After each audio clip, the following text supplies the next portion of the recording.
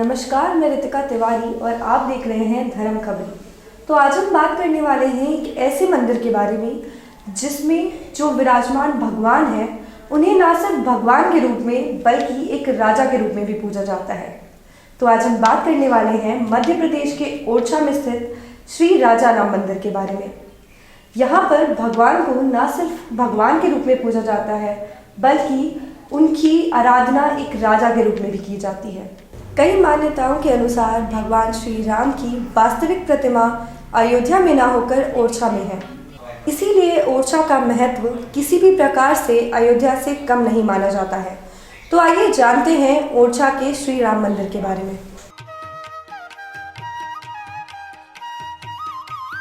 ओरछा में राजा रामचंद्र की स्थापना के पीछे प्रमुख कारण थी बुंदेल शासक मधुकर शाह की महारानी कुंवरी गणेश, जो अनन्य राम भक्त थी और अपने पति की चुनौती को स्वीकार करके भगवान राम को यहाँ लेकर आई थी।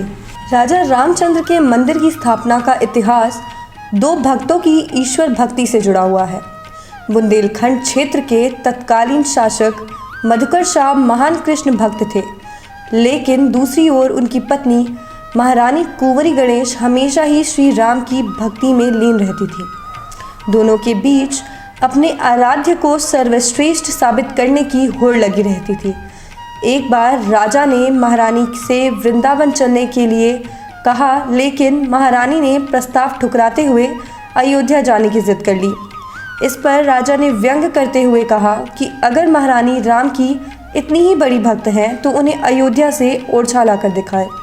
महारानी ने चुनौती स्वीकार कर ली और निकल पड़ी अयोध्या के लिए।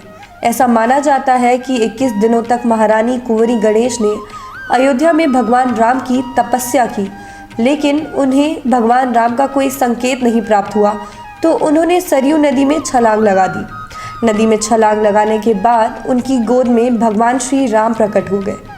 महारानी ने उनसे ओरछा चलने की प्रार्थना की।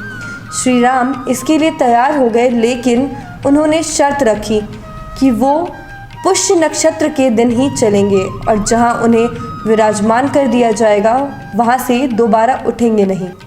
महारानी ने उनकी दोनों शर्तें मान ली। ओरछा के राजा राम मंदिर में जड़े शिलालेख के अनुसार महारानी भगवान राम को विक्रम संवत 1631 में सन 1574 में चैत्र शुक्ल की नवमी को ओरछा लेकर आई। ऐतिहासिक तथ्यों के अनुसार महारानी भगवान राम को अयोध्या से लेकर ओरछा तक पुष्य नक्षत्र में कुल 8 माह 28 दिनों तक पैदल चली। इसके बाद उनकी योजना भगवान राम को सन 875 में बने चतुर्भुज मंदिर में स्थापित करने की थी, लेकिन उन्होंने भगवान राम के विग्रह को उस स्थान पर रख दिया जहां आज राम राजा का मंदिर निर्माण हुआ है।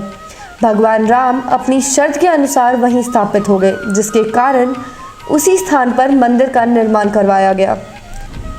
ओरछा में श्री राम भगवान और राजा दोनों रूप में पूजे जाते हैं। कहा जाता है कि ओरछा में कोई भी वीआईपी नहीं होता।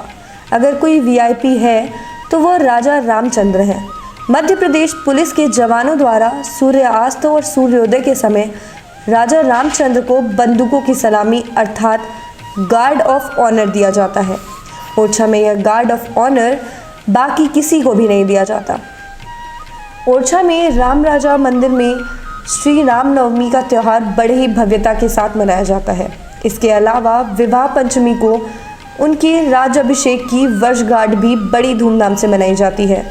इसके साथ ही दशहरा, दीपावली और नवरात्रि भी राजा राम मंदिर के प्रमुख त्योहारों में से एक है। दीपावली के दिन मंदिर को इस प्रकार सजाया जाता है जिसका वर्णन शब्दों में नहीं किया जा सकता। रेल मार्ग से ओरछा पहुंचने के लिए नज़दीकी रेल मुख्यालय झांसी है। झांसी से न केवल मध्य प्रदेश बल्कि देश के अन्य शहरों के लिए भी ट्रेनें उपलब्ध हैं। झांसी से पैसेंजर ट्रेनों के माध्यम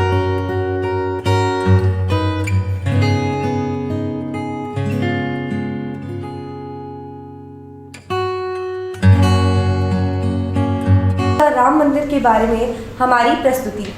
मिलेंगे अगले एपिसोड में, तब तक के लिए आप जुड़े रहिए खबरी के साथ, क्योंकि खबरी की है हर खबर पे नज़र।